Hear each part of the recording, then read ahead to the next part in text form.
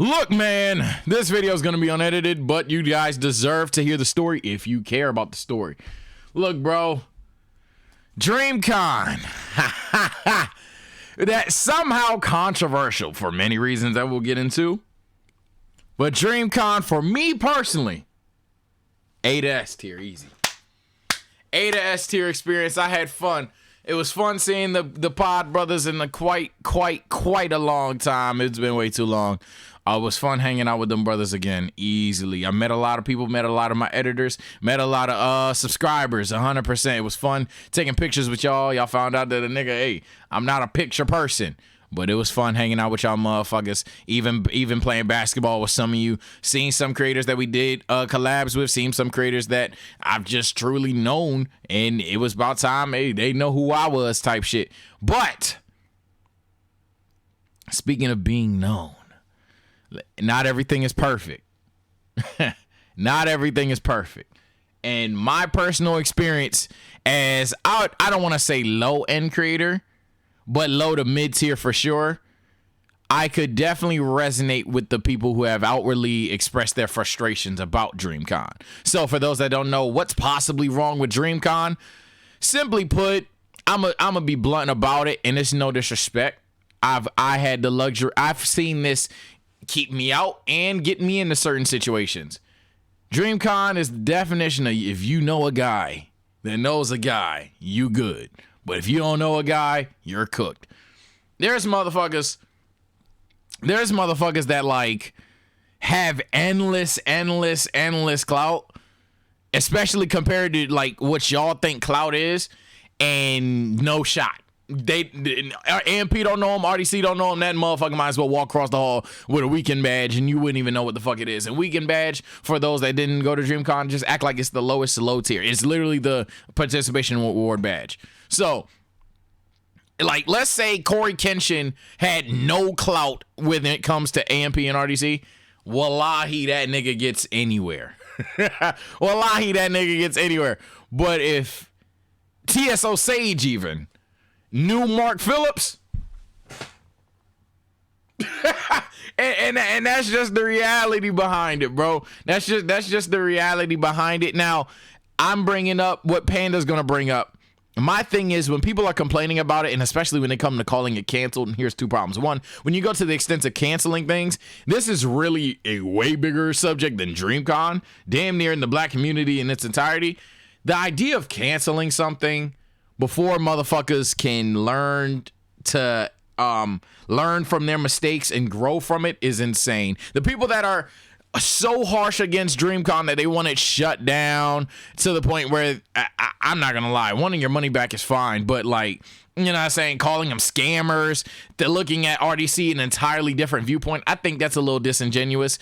One, because again, these motherfuckers had exponential growth. I should have had this tweet up instead, but these motherfuckers went from like 1K to 3K to 6K, and then it was like Rona, and then it was like 10K, and then this year they had like 23,000. Like, you don't plan for that kind of growth, and even if you seen, all right, well, here's the pattern, you don't know what 23,000 motherfuckers look like until they're right in the room. So ideally, it's insane growth, and to ask them to have had all the boxes checked on the first time of the event being that huge, it's definitely disingenuous. And then two, even to the point where I was talking about, you might as well know a guy. I'm gonna be blunt, and this is why I'm not triggered by it.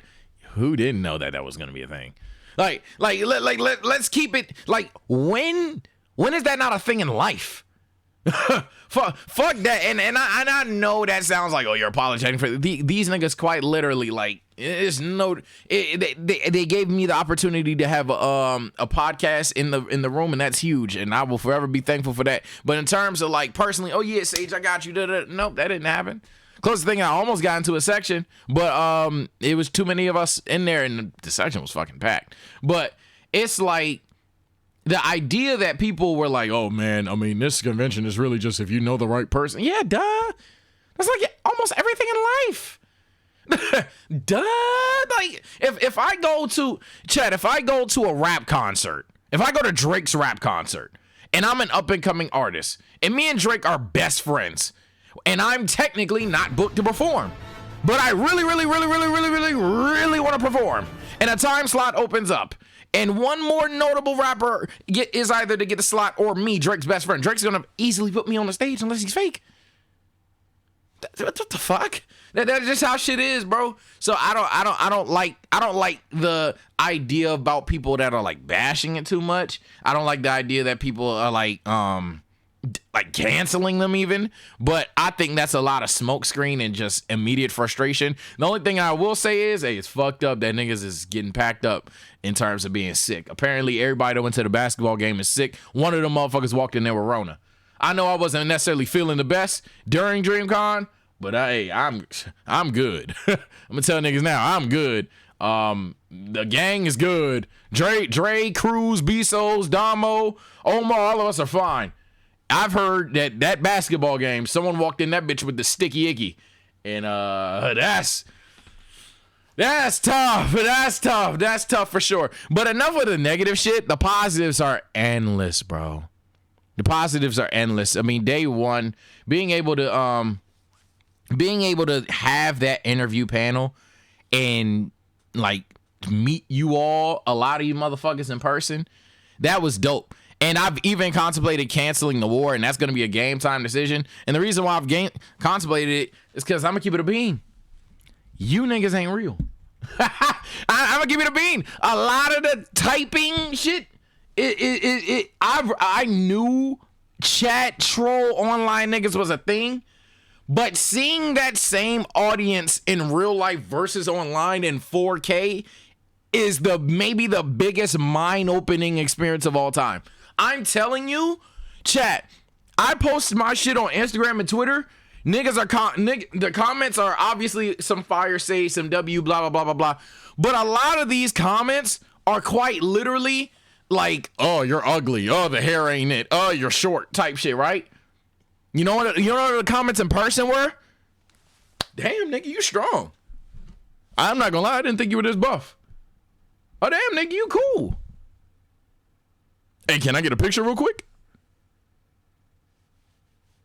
And I don't want to call nobody out, but I think one motherfucker that dapped me up in person literally went on to have one of them comments online. And it's just like, you didn't say that. Like, you didn't say that. And I'm going to go a step further. If Damo or Bezos are watching this, they 100% will testify. Because Damo had a motherfucker that literally for months talked about fighting him at Dreamcon.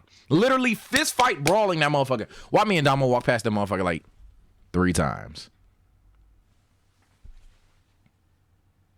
Now, niggas know my body. Niggas know me, bro. I wasn't gonna let if my nigga Damo was about to get fucked up, fine.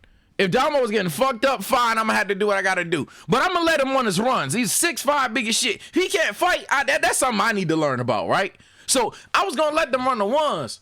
And I think homeboy, unless I'm mistaken, or unless I'm thinking about a different nigga Damo, I'm pretty sure homeboy was like a little bit taller than me and shit. So it's not like he seen me and he just thought I was gonna fucking clothesline from hell. I ain't gonna lie, I'm definitely stronger than him. But it's like, I was gonna let them run the ones.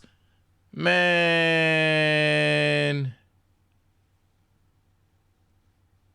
Nigga walked past Damo like 3 times, bro. The first 2 times, I didn't even recognize him. The third time, I want to say I recognized his like skinny ass wearing green. Shit crazy, bro. And then Bezos over here talking about fucking bitches. Man, we ain't gonna tell what you're like. Nah, I'm playing. But Bezos is another motherfucker that realized the NPC shit. I mean, granted, he already knew it. But like, the NPC shit, so if you're still here, it's crazy. There was a motherfucker that, like, that online shit, bro, fuck saying you're gonna fight a nigga at Dreamcon. Fuck the hate comments online, but then being a good boy in person. Yo, there's a nigga that was tagging Bezos. Yo, I'm about to bust his ass. I'm about to bust his ass at the little Dreamcon basketball session we had, right? I'm about to bust his ass. That nigga proceeds to, I want to say shake his hand, but maybe I'm lying there, so correct me if I'm wrong. But that nigga proceeds to not hop on the court once. Mind you, he already posted and tagged the nigga on Instagram saying he would hoop the nigga up. Didn't even try to play him. And the worst part is, and this ain't even disrespect, Souls is not, I'm not, let alone Souls is not. Nobody there is moving like in an intimidating ass way. We were all just chilling. The only nigga that walked in frame one hooping was Omar. Everybody else was just chilling. You niggas, man. Like I knew internet shit was a thing, but seeing that shit in 4K, and I'm not saying I wanted Dreamcon to literally be me boxing niggas. I was prepared for it. Obviously, cause war. Niggas was talking crazy, typing left and right, paragraphs left and right. So I was prepared for any motherfucking thing. Any motherfucking thing, for sure. But I wasn't really expecting to fucking fight no nigga at Dreamcon. And with that being said, it's like the fact that nobody really was on that type of timing, which is fair, but nobody even had a, yo, Sage, I ain't gonna lie, bro. You be like annoying your shit. I ain't gonna lie, bro. This is me. I was the hating nigga. Let's talk, bro. And we ain't even had like a fun joke altercation about it. It was just a bunch of, say cheese, Sage. You niggas, man. You niggas ain't real, bro. You niggas not real. And it's really making me think about the war, bro. It's like I could either continue the war and continue to troll the trolls, or I could just stop the war, call them all pussy, and move on with life. It's one of the two. It's one of the two. The reason why I started the war, for those that are like first time viewers in my stream, the OGs will tell you, the reason why I started the war isn't for, oh my God, I'm actually mad. I'm just trolling trolls. Like the surface of it is genuinely just trolling trolls. Like they troll me. They have all these criticisms about me. So I'm like, you know what? Fuck it. I'm going to be the umpteenth version of what you said I am. I hold the pod back, bet I ain't going to talk. It's literally just that. But I don't even know if I want to do that no more, because I don't think those people typing are real. I can't. Y'all know me, bro. I can't fake content, bro. I can't. I don't think they're real, bro. But back to Dreamcon, man. Back to Dreamcon overall, bro. I mean, the event speaks for itself. The Family Feud shit was fire as fuck. Now I will say this, and I mean this with all respect. I can't watch content around other niggas that make content. So there was a streamer section when they was playing Family Feud. And I say that to say the streamer section, we all knew the vibe was nobody's about to be hyped. Nobody's about to laugh. Nobody, because everybody's afraid of looking like they're dick sucking and shit. So I'm even going a step further. I wish we didn't get those seats, if anybody from the pod is in here, because it was like everybody's trying to be too cool and act like some of the shit on stage wasn't funny. So it's like, all right, bruh. I low-key just started saying fuck it at some point, but I knew when actual funny shit was happening, because sometimes obviously they were doing too much, but like when you're a creator, you think about when they're doing too much, when it's a bit, and when it's like genuine funny shit. So I knew everybody had a creator brain on the stage, but when they got to the point where niggas was like fake not laughing, I'm like, all right, bro, that's fucking funny. I don't know what to tell you. Or like shit, at some point I'm like, bro, I'm not about to sit in here for like 40 minutes and not try to play Family Feud with these niggas. What is this type shit? But hey, I feel like niggas need to enjoy themselves more. And I say this, if you're not a creator, this is gonna be easy S tier. What are you even talking about? But I feel like as a creator, easy A to S. I could see myself truly saying A if I had went with a bunch of niggas that was more on a party lifestyle, single as shit. Y'all know everybody on the pod fucking married. It could have been easy S in terms of like just going out and clubbing and shit. But I mean, I had time with the guys, man. That's why I'm probably still saying it was time with the guys, man. Just chilling down. I know they had a space. Is Soul still here? If Souls is still here, I need him to tell me about what happened in that space. I know they had a space talking about a little situation with my boy.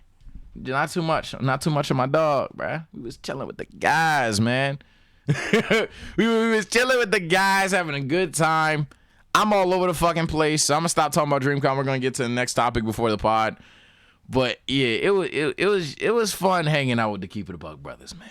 The Keep It a Buck, the Core 4. Core 4. We need to hang out with the Core 4 some more, Chad. I'm telling you.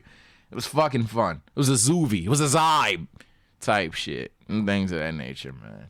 All in all, definitely a fun event. I definitely would go again. I'm not gonna lie, can it not be 100 degrees? Can it not be 100 degrees? And now I know.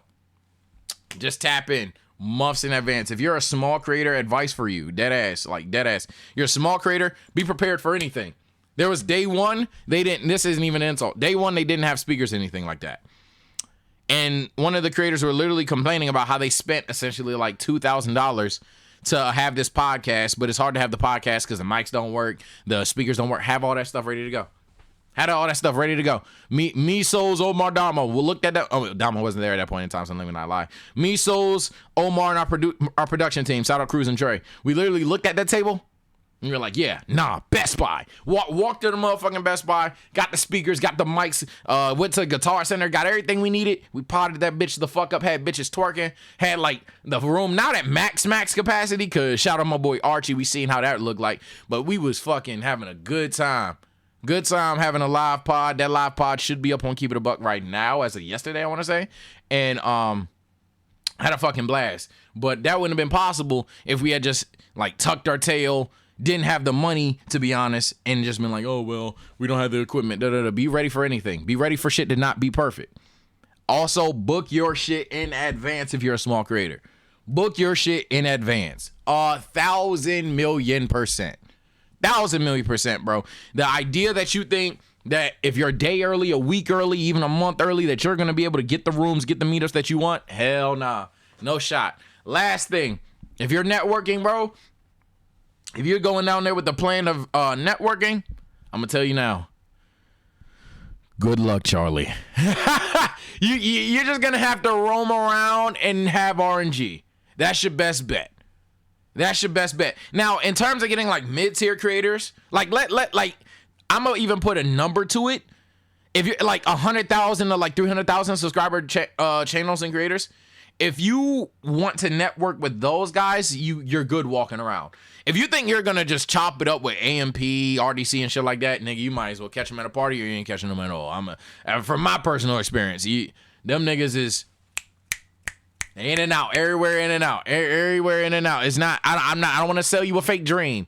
I want you to go there to enjoy the events. I want you to go there, meet up with your creator, ask a question. If you're not a creator at all, this shit easily, I tell you, this is not even a conversation. Dreamcon as a non-creator, S tier. But if you are a creator, if you're an editor, you're looking for opportunities to network in any way, shape, or form, I'm just keeping it a being with you. You're not gonna get that big fish unless you are disgustingly fucking lucky. And even then at a party, nigga, they are partying, bro. They gonna be like, it was good. Probably half lit and move on with the fucking day. You gotta know a guy, bro. But it was fucking, I'm telling you, I can't even put into words how just going out there with your friends is just fucking fun, bro. Going out there with your, like, being able to, like, I know we had that conversation, yo, are we colleagues or da-da-da? Like, going out there with the Keep It a Buck Core 4 and me personally putting that shit to dead and saying, hey, nah, these niggas, they the boys. Now, I wish I was a little bit more outgoing during the trip. I feel like I was a little too reserved, but that's about it. That's about it. And that's because the reserve shit is more so me being tired, bro. After all that fucking walking. all that fucking walking, all that fucking working, nigga, I am tired. I think that's the only thing. Like if the Core 4 had went out and the sole purpose was to have fun, I feel like the trip could have been potentially SSS tier. But it was still a fun trip. Shout out to Dreamcon. Shout out to RDC. I'm gonna try to go every single year, even if it's just by myself and my friends. If Keep It a Buck can't go for whatever reason or don't want to go for whatever reason, I ain't got that much to say, bro. Keep it going. That's great shit. The final words I want to say on it before we get to our SummerSlam predictions and then the podcast. Deadass, bro. I know we seen the number 23,000 or 20,000. Man, the idea of like actually seeing creators pack a convention with 20,000 people, seeing that Family Feud room and thinking, wow, these niggas are here for Mark Phillips, Kai Cenat, motherfucking Agent, Dylan, Leland. Like, that shit is so mind-blowing, bro. And I'm not even trying to dick suck when I say, yo, that is like beyond inspiring type shit. Like when Berlizzi walked on stage, you would have thought motherfucking like your favorite rapper done walked on stage. Like, these motherfuckers was screaming at the idea that Berlizzi is just on the stage over this YouTube shit, over the same shit I'm doing, bro. That shit is beyond inspiring, bro. I can't thank them enough for even just getting me in the rooms where I was able to get in, for even showing up to begin with, man. Shout out RDC, hell of an event. I pray everybody who went to the game is healthy, because I know for a fact a lot of those motherfuckers are sick. And hopefully by the time next year, hopefully I'm you know what I'm saying, chat. Hopefully by that point next year, I can play the feud type shit. hey, maybe they screaming because, oh my gosh, Sage done walked on the screen. You know? Hey, I'm gonna close it with this, and this gonna be my hot take of the week on the pod, bruh. A nigga need more clout. Niggas is too pussy to say it. A nigga need more clout, bro. I'm not gonna lie. I've seen clout as a weapon be used. I need clout. Simple as that. But hey, man, we got SummerSlam predictions to get into, and I'm not gonna have anybody editing this bitch. So take care and stay blessed. Shout out to Dreamcon. See you niggas later.